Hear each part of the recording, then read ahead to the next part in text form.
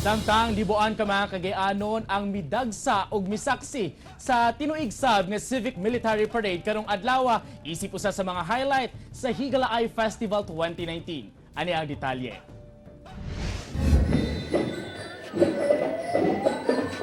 Well presented gayud ang tanang sektor sa Cagayan de Oro City sa tinuig nga Higalaay Civic Military Parade. Gikan sa mga uniformed personnel, city local officials, city hall employees, religious groups, indigenous tribes, ug maski mga nindot nga alagang iro. Present sab uban ang ilang mga tag-iya. Present sab ang academe, Boy Scout and Girl Scout of the Philippines, business sector, ug mga makalingaw nga clowns. Nakasamot pa sa kasadya ang banda, kauban ang maanyag nga mga majorette ug twirlers.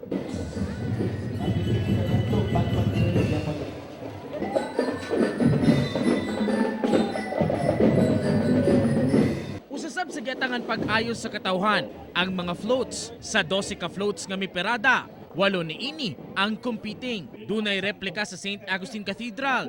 Dunay say float nga nagpakita sa mga simbolo sa dakbayan. Ang mga newly crowned queens misalmot sab sa parada sakay sa ilang float. Sobra 130 ka civic groups ang misalmot sa parada ug libuan ka mga katawhan ang misaksi niini.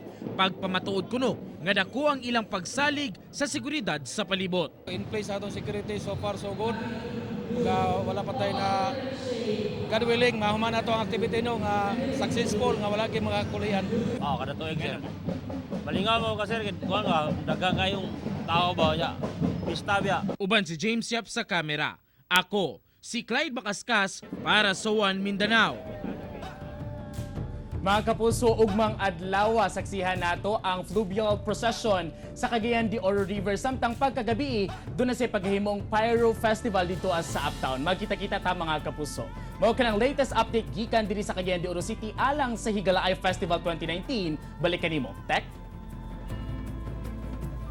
Salamat, Clyde Makaskas.